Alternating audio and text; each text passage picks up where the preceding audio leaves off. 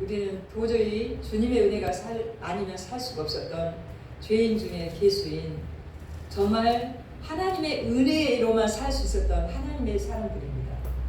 우리 오늘 본문 말씀 갈라디아서 2장 18절에서 20절 말씀을 통해서 오직 은혜와 믿음으로 삽니다 라고 고백하면서 이제 이후로부터 더 복음으로 또 다시 재충전하여서 믿음으로 또 후반기를 승리하시는 모습 되시기를 주의 이름으로 간절히 축복합니다.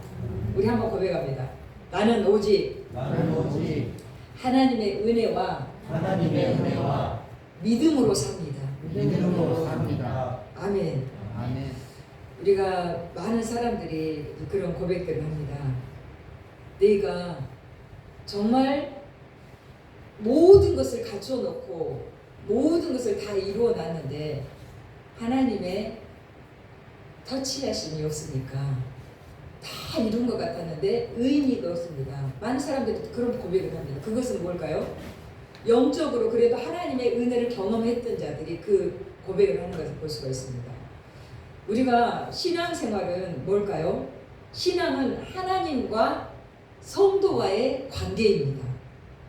한번 진단해 보세요. 하나님과 내가 지금 바로 관계가 정립되었습니까? 아멘. 네, 한번 따라서 하겠습니다. 저는 하나님과의 관계가 바로 정립되어 있습니다. 아멘. 우리는 아무런 공도 없지만 예수 그리스도의 십자가의 보혈로 말미암아서 하나님과 관계가 바로 정립되어 있습니다.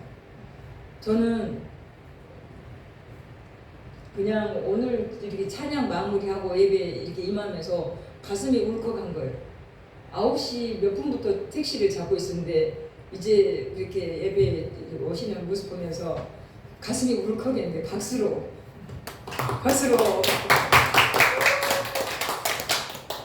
이건 뭘까요?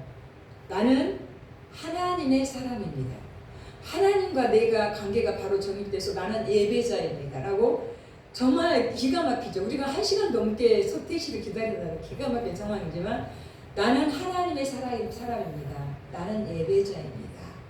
나는 주일날 예배의 자리에 있겠습니다 라고 우리의 예배 자리에 있는 여러분들을 진심으로 사랑하고 축복합니다. 신앙은 뭐라고요? 하나님과 성도와의 관계입니다. 그래서 이 관계가 어떻게 정립이 되어 있는지에 따라서 우리가 영적으로 건강한 삶을 살 수도 있고 영적으로 빈약하고 피폐한 삶을 살 수도 있습니다. 그냥 이름뿐이라면 나는 정말 모든 것을 산다고 하지만 피폐한 삶을 살 수밖에 없는 신앙으로 굳건히 이렇게 맺어져서 백년가약을 맺은 것처럼 우리가 신랑 신부와의 관계, 이렇게 부모님과 자녀와의 관계, 우리가 예수님은 선한 목자라고 우리는 양이라고 했죠. 그래서 선한 목자와 양의 관계, 예수님은 포도나무요, 너희는 가지라고 했죠. 그래서 정말 그 가지가 포도나무에 굳건히 붙어 있어서 정말 이 가을이면 여름 마무리면 정말 건강하고 이렇게 풍성한 열매를 맺는 것처럼 이렇게 맺는 그런 상황처럼 포도나무와의 그런 관계, 이런 관계들이 정립이 돼 있다면 정말 신랑 신부가 이런 관계가 바로 정립이 돼 있다면 그 가정은 행복한 가정이에요. 부모와의 자녀가 관계가 그렇게 돼 있다면 그 가정은 건강한 가정이에요. 우리가 이러한 예수님과 우리가 이런 관계가 아름답게 정립이 돼 있다면 이 관계, 이 삶은 정말 세상은 때로는 나에게 주는 것들이 한계가 있지만 주 안에서 무한한 것을 누리면서 풍성한 삶을 살 수가 있다는 사실입니다. 그래서 우리가 지금 이보다 더 정말 진한 만남, 하나의 몸으로서의 정말 그 생활을 기독교인으로서 어떻게 살아가고 있는가 우리가 진단을 해보면서 예수님과 더불어 우리의 인생길을 걸어가면서 내가 주 안에, 주가 내 안에 있는 삶으로 우리 이제 내가 살아도 내가 주를 위해 삽니다. 이제 내가 죽어도 주를 위해 죽습니다. 우리 보석 찬양기 186장을 찬양하면서 말씀 앞에 임했던 것처럼 이 고백이 저와 여러분의 고백이 되기를 주의 이름으로 간절히 축복합니다. 아멘. 축복합니다. 아멘. 우리가 이렇게 신앙은 하나님과 성도와의 관계라고 했는데 그러면 구원이란 뭘까요? 구원은 우리가 하나님의 자녀로 인침받은 것을 말합니다. 근데 인침받은 근거가 뭐예요? 우리가 예수님의 신부가 된 것은 정말 구원의 이런 역사적인 사건인데 이 구원의 길은 뭐로 됐냐 하면 한번 따라서 보겠습니다. 오직 단지 하나님을 믿는 것으로 됐습니다. 하나님을 믿는 것으로 예수 그리스도를 믿는 믿음으로 가능했습니다.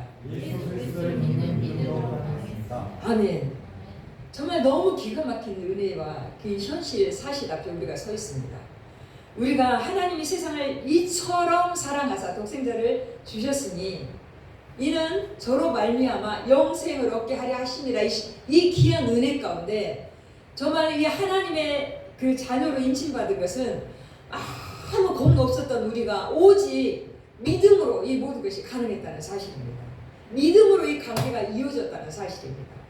정말 이제 독생자 예수 그리스도를 우리에게 하나님께서 보내주셨는데 예수께서 이렇게 그 예수 그리스도를 믿는 그 믿음으로 이 모든 것이 가능해졌고 이제 하나님께서 베풀어 주신 예수님이라는 복음과 은혜를 사람이 그대로 받아들이기만 하면 모든 것이 가능하게 다 열어주셨다는 사실이죠.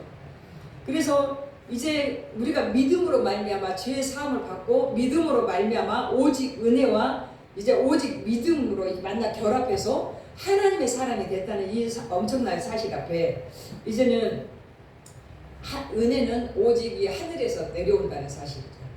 한번 따라서 해보겠습니다. 오직 은혜는 하늘에서 하나님의 은혜로 내려옵니다. 그런데 믿음은 사람에게서 올라갑니다. 아멘. 우리가 뭐 내려오는 머리, 올라가는 손, 우리가 하나님의 앞에서 내려오는 하나님의 은혜가 있다면 올라가는 손, 이건 뭐예요? 믿음의 기도로 하나님 앞에 반응하고 응답하고 하나님과 관계가 더 풍성하게 된다는 사실이죠. 이제 우리가 지금 계속 이렇게 내려오는 것과 올라가는 것이 만나는 곳에는 구원의 능력이 지금 발생합니다. 그래서 성경은 계속 이것을 줄기차게 말씀하고 있어요.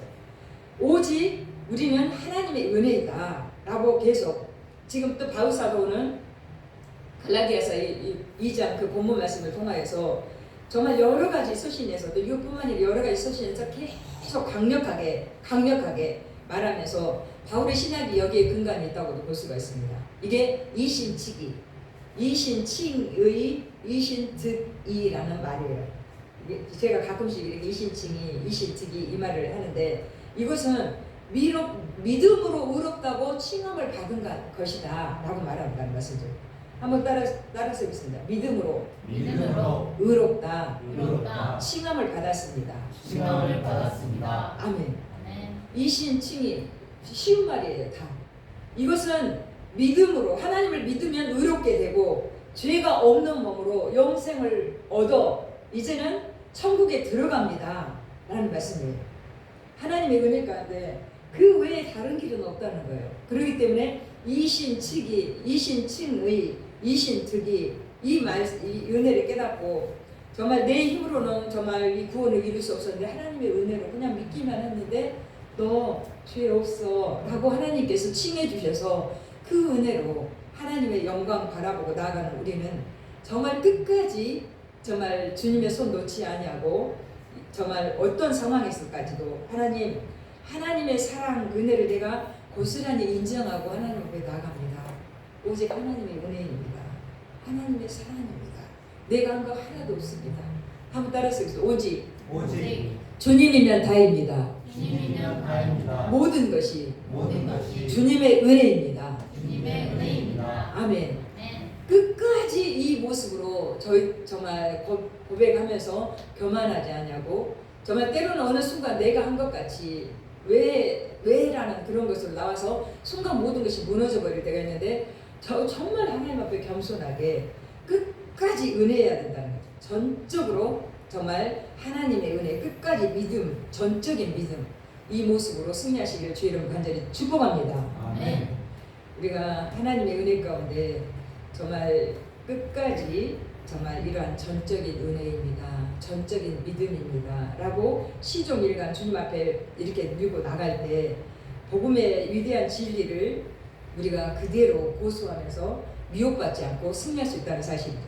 그런데 우리가 왜 이 오늘 본문 말씀이 이렇게 기록되었냐 하면, 그런데 이렇게 은혜 가운데 정말 이 하나님의 관계가 잘 정립되어져서 이제 이 하나님의 자녀로 인침을 받은 하나님의 자녀로 끝까지 하나님의 은혜로 오직 믿음으로 이렇게 승리하고 나가야 되는데, 지금 안타깝게도 우리 성도님들이 많이 그렇지 못할 때가 있다는 거죠. 지금 갈라디아서 정말 그 말씀을 통해서 바울 사도가 거기에 정말 초대교회 현장 가운데도 이런 상황이 많이 일어나지 못하고 있다는 사실을 계속 언급하면서 우리 한번 지금 언급하는 말씀이 본문 18절입니다. 한번 같이 읽어보도록 할까요? 시작. 만일 내가 헐었던 것을 다시 세우면 내가 나를 범법한 자로 만드는 것이라. 아멘. 이렇게 신앙 하나님과의 관계가 정립되어서 이제 구원받은 하나님의 자녀로 하나님의 은혜로 오직 믿음으로 반응하면서 나가야 되는데, 지금 뭐라고 합니까? 이 본문 말씀을 보면 너가 복음을 헐어버렸어 라고 말씀하고 있어요. 예수님의 십자가와 복음은 율법을 통한 구원의 길을 이제 열어놓았는데, 그것을 이제 그 복음, 이렇게 십자가의 복음은 율법으로 통한 이제 구원의 길을 이렇게 열어놨는데 그것을 너가 헐어버렸다. 그 말씀 뭔가요? 이제 구원의 이 율법을 이렇게 율법을 무시한 게 아니라 예수 그리스도께서 율법을 완성을 시켜주셨다는 말씀이죠. 십자가에서 율법을 죄 하나 없으신 그 피 흘림이 이 모든 것이 가능했는데, 세상으로는 그 길이 없었는데 하나도 죄 없으신 하나님의 본체이신 예수님께서 이 땅에 오셔서 그 길을 열어놓으셨는데 이것을 너는 헐어버렸어 라고 말씀하고 있어요. 예수 그리스도가 율법을 통한 구원의 길을 버리시고 은혜의 길을 우리에게 열어놓으셨잖아요. 그래서 우리가 죄의 몸인데도 이렇게 우리들을 사랑하셔서 이렇게 모든 걸 가능하게 했다는 거죠. 율법의 안경으로는 도저히 불가능했던 그런 상황들이었고, 도저히 예수님을 따라갈 수 없었던, 그렇게 죄가 많고 불가능한 정말 심한 죄로 인해서 이렇게 악취가 풍겼던 우리였는데, 율법으로 보면 우리에게는 죄가 너무 많고 이런 상황으로 이런 세리와 같은 죄인이었는데, 예수님께서 십자가에서 정말 의로운 피로 모든 것을 이루어놓은 순간 이것은 율법의 완성으로 하나님의 자녀로서 힘있게 살아갈 이런 근거를 주셨고 우리가 그 은혜 가운데 있게 됐는데, 여기에서 아무것도 아닌 것처럼 그것들을 놓쳐버리고 아니야 율법을 지켜야 돼 하면서 예수님께서 그 이루어놓으신 그것들을 헐어버렸다는 거예요. 그 당시에. 그리고 율법주의자들이 이제는 그것들을 이렇게 지켜들면서 사람들을 혼미케 했다는 거죠. 우리들은 정말 하나님의 사랑을 받으려고 하는 이제 겸손함으로 솔직하게 이런 조건 없이 정말 계속 주님 앞에 나가면서 그 주님의 그 사랑 안에서 상한 심령으로 눈물을 흘리면서 계속 그러한 모습으로 이렇게 나갔던 그런 상황이었잖아요. 그리고 지금도 그런 은혜가 있었잖아요. 근데 그 당시에 율법주의자들은 그런 처음에는 뜨거운 사랑이 있었고 주님 앞에만 모든 것을 의지하고 주님이면 다입니다라는 그 고백이 있었지만 어느 순간 율법이 들어오면서 아니야 이것으로 만족하지 율법으로 그 사랑으로 되겠어? 하나님의 은혜로 이게 다 가능하겠어? 그러면서도 율법을 지켜야 돼. 그러면서 이제 율법의 척도에 계속 놓고 나니까 율법을 지키려고 하면 신앙이 지칠까요? 안 지칠까요? 지쳐요. 아니 어떻게 이렇게 주일인데 하나님 앞에 온전한 예배자로 나가지 않단 말이야? 어떻게 크리스찬이면서 그런단 말이야? 하면서 이것들 율법의 척도로 지으다 보니까 처음에는 이제 어떤 자연스러운 그 은혜에서 저절로 열매가 맺히기도 했는데 이제 나중에는 점점 그것이 이제 은혜를 놓쳐가면서 지치고 피곤하고 예수 믿는 게 왜 이렇게 힘들까? 그러면서 많이 지쳐있던 상황이었어요. 그러니까 이 갈라디아서는 뭐냐면 복음이면 다야 라는 것을 갈라디아서 를 통해서 바울사도가 뭐라 그랬어요? 주민등록증과 같이 한다면 다야 라고 이것을 치켜들어 세우는 것을 볼 수가 있습니다. 우리가 로마서가 구원의 교리에 대해서 전체적으로 말씀해 준다면 갈라디아서는 로마서가 계속 언급한 그 구원의 전체적인 그 맥락들을 한마디로 알 수 있게 딱 집약인 어떤 말씀이라고 계속 언급하고 있죠.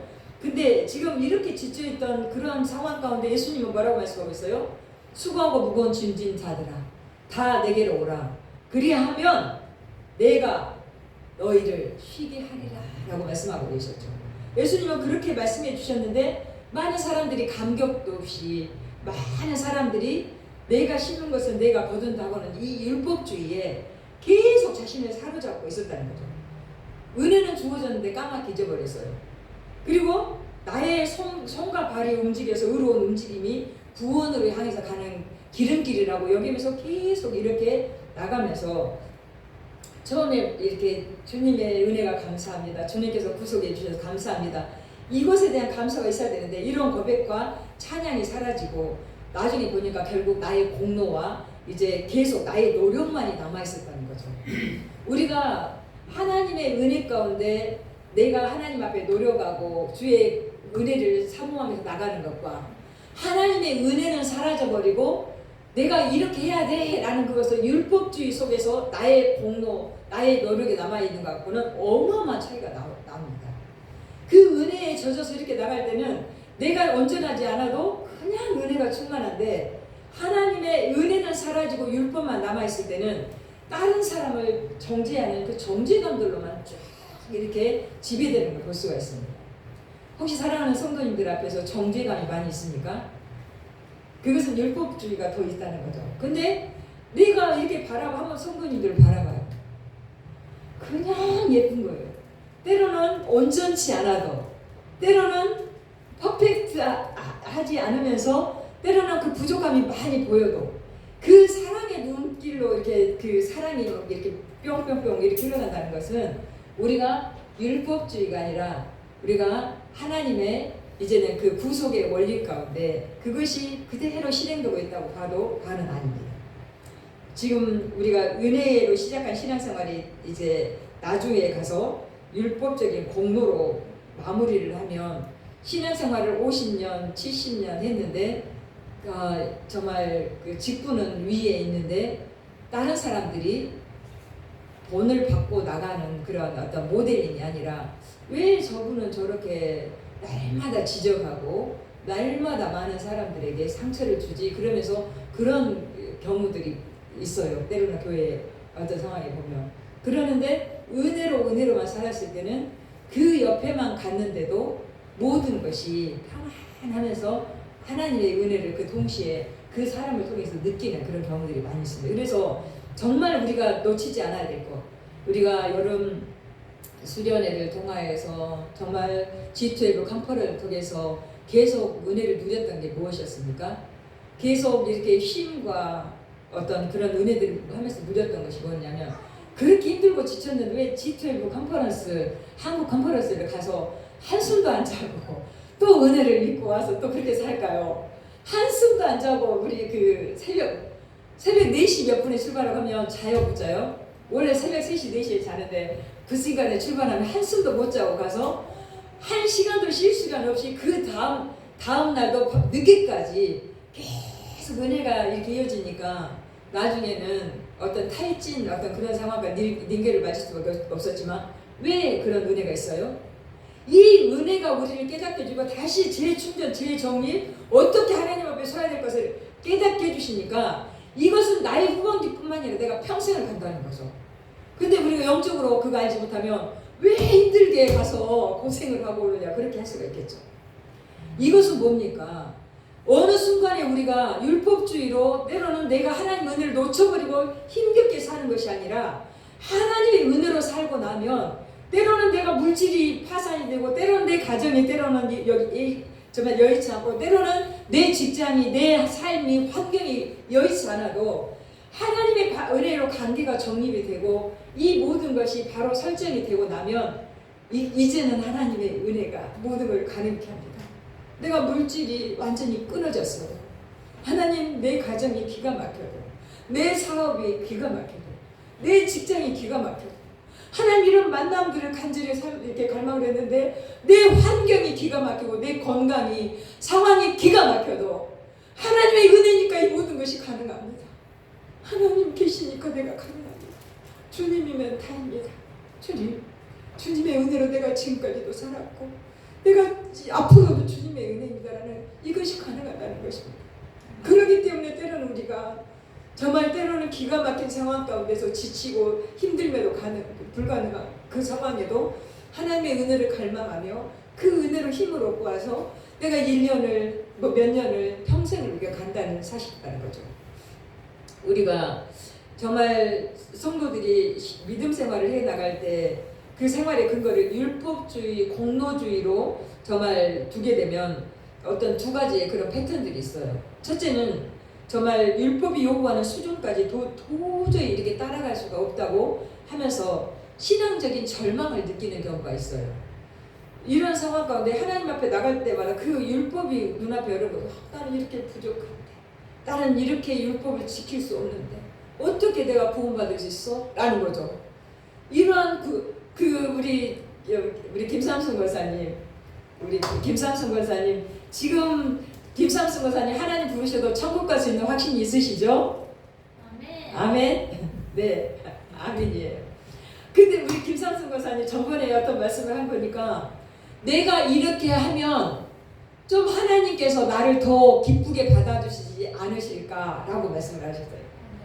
근데 내가 이렇게 안 해도 하나님께서 기쁘게 받아주시고 한번 따라서 읽겠습니다. 우리 다 같이 따라서 읽습니다. 사랑하는 딸아, 사랑하는 딸아, 너는 내 것이야. 너는 내 것이야. 아멘. 아멘.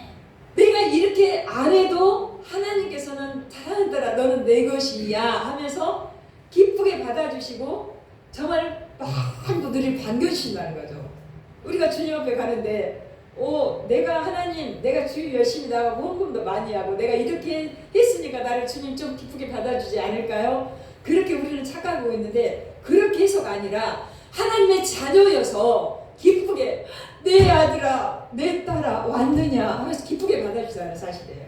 근데 율법주의자들의 그 첫 번째 고민이 이렇게 내 하나님께서 율법 요구하는 수준까지 내가 도달하지 못했는데 이렇게 가능할까라고 신앙적인 절망을 갖는다는 거죠. 두 번째는 율법에 의지하는 신앙생활은 영적인 교만을 낳아요.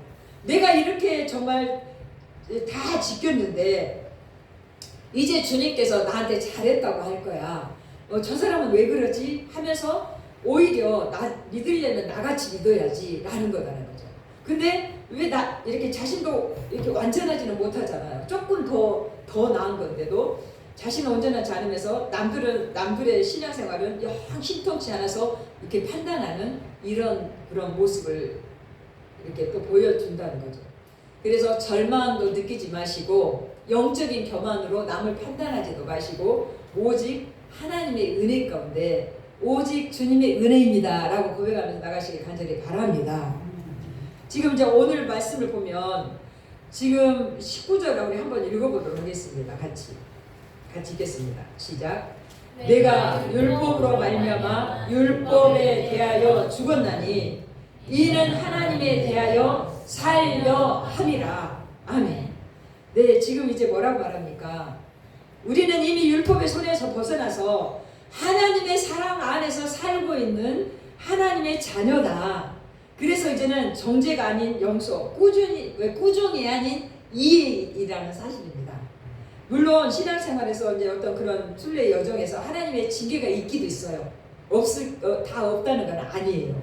때로는 이러한 그런 징계가 있기도 하지만 그것도 하나님의 엄청난 이제는 사랑이라는 그 사막 속에서 이렇게 이루어지는 징계이지 그 사람을 실족시키려고 하는 징계는 절대 아니라는 사실이에요. 너무 우리가 다른 걸 의지하고 있을 때 야, 너 그것이 다야? 하면서 그것을 끊어주면서 하나님을 바라보게 하는 그런 것이 때로는 있을 수가 있다는 거예요. 저에게도 때로는 정말 이것이 다라고 생각했는데 그거 가져가 버릴 때도 있어요. 그거 아플까요? 안 아플까요? 아파요. 하나님 저 아파요. 저 죽을 것 같아요. 하나님 저 데려가세요. 라고 기가 막힌 상황들이 있어요. 근데 너 그게 다라고 생각해. 내가 다야 라는 거예요. 기가 막힌 하나님의 은혜죠. 하나님 저 너무 아파서 죽을 것 같아요. 저 이제 정말 이제는 다 모든 거 필요 없어요. 저 데려가세요. 라고 했는데 하나님 뭐라고 말씀하세요? 내가 너의 다야. 내가 너의 전부야 라는 거죠. 우리가 그 은혜 가운데 다시 그것들이 정립만 되기만 하면 주님이 나의 다 전부이고 주님이면 다입니다 라고 그러니까 다시 정립만 되면 하나님께서 어느 순간 그 모든 것들을 다 회복시키기 시작하면 우리가 징계가 없다는 거 아니었잖아요. 징계가 있고 그럴 때는 그것들을 다시금 순서 정립을 해주려고 하셨다는 거였잖아요. 나의 물질이 다고 나의 건강이 다고 나의 자녀가 다고 나의 어떤 지식 나의 모든 게 다 다르고 이렇게 생각했던 거 이게 다가 아니야. 너는 하나님 위에 그 다음이 그거야 라는 거죠. 그러니까 물론 그게 다 중요한데 그게 순서가 뒤바꿔져 있을 때는 하나님께서 하나님의 그 순위를 바꿔주시고 그 정말 물질을 건강을 자녀를 환경을 확실하게 견고케 해주신다는 말씀이죠. 그러기에 우리가 이걸 놓치지 아니하고 정말 하나님의 은혜이면 하나님의 그 사랑이면 다입니다라고 그 은혜만 정립하면 우리의 삶은 모든 것이 가능하다는 것입니다. 우리가 그 가룟 유다는 그러한 상황 가운데서 율법의 하나님을 깨달으면서 자기가 그동안 예수님의 제자로 살았던 거 모든 것들이 어떤 도덕 군자처럼 때로는 그런 제자로서의 그 상황들이 이렇게 이해를 했다면 주님은 나를 용서하지 않을 거야. 주님은 이러한 분이야 하고 오해하면서 예수님은 어떤 상황에서도 그 은혜 가운데 모든 걸 덮을 그런 상황이 있잖아요. 우리 지금 이렇게 예준이 때리면 어디로 가요? 도망가요? 애 할아버지한테 도망갑니까? 엄마 하고 되게 엄마한테 만약에 그러겠죠. 지금은 때릴 여기지만 애들을 때리면 이렇게 3살 4살 되면 정말 아닌 일을 하기도 하고 그럴 때 이렇게 꾸중하면 어떻게 해요? 엄마 하고 엄마한테 울면서 와가지고 품에 이렇게 와서 안기죠. 그거는 하나님의 은혜를 깨달았기 때문에 이렇게 부모를 믿고 부모의 은혜를 알기 때문에 그런 상황이죠. 순수한 믿음이라고 볼 수가 있죠.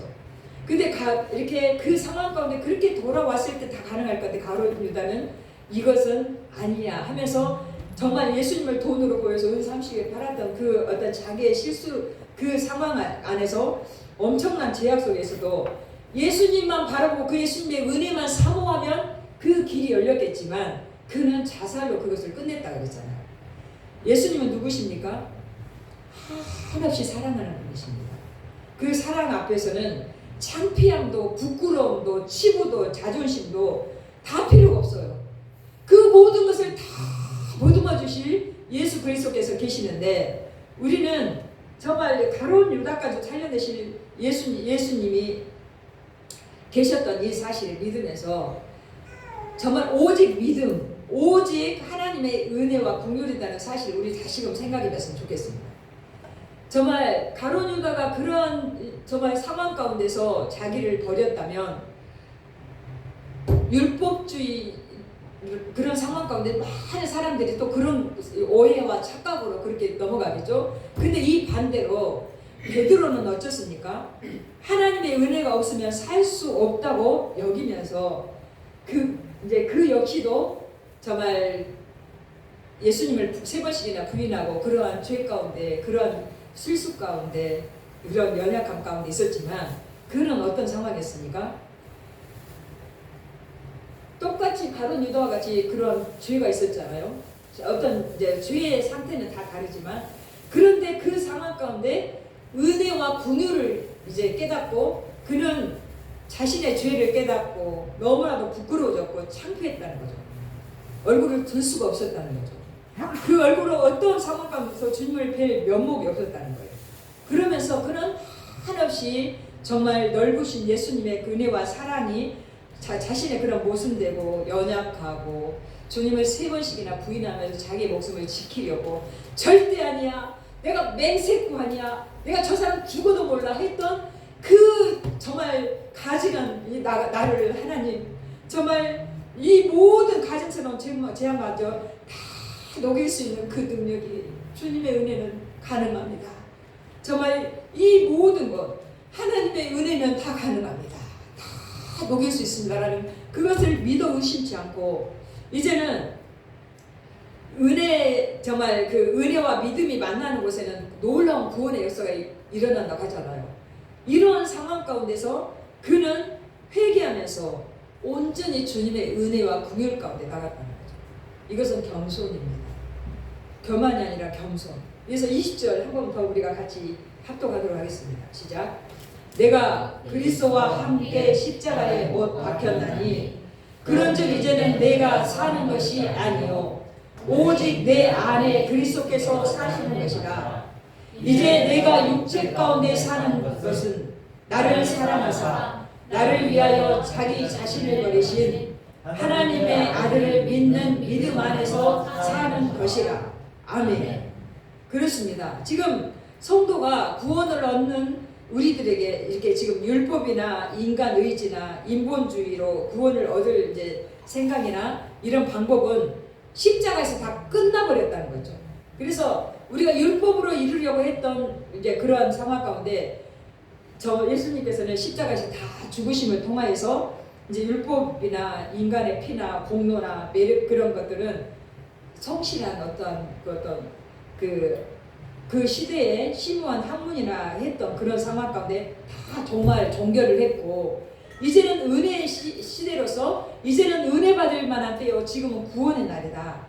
그래서 우리 안에 예수 그리스도께서 사시고 계시기 때문에 우리는 주 안에서 또 살고 있기 때문에 정말 우리의 이 모든 것은 은혜와 믿음으로 다 가능하다는 사실입니다. 한번 따라 쓰겠습니다. 우리의 공로는 아무것도 없습니다. 오직 은혜와 믿음으로 내가 사는 것을 믿습니다. 아멘. 그렇습니다. 오직 믿음으로.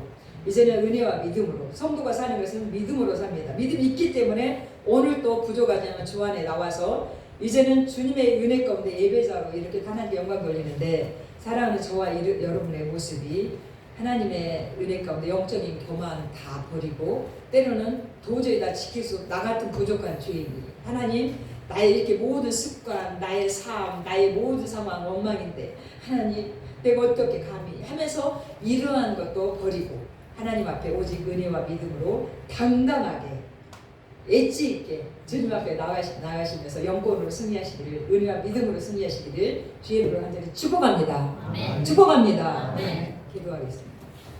하나님 감사합니다. 그렇습니다. 이제는 저희가 우리의 스스로의 힘으로 살려는 영적인 교만을 버리고 오직 주님과 함께 동행하면서 예수님은 참 포도나무요 가지이십니다. 나는 이제는 가지로 주님 앞에 붙어있기만 하겠습니다. 이 모든 것 정말 기가 막힌 연약함들 긍휼히 여겨주시고 정말 그럼에도 내가 너 다 알아.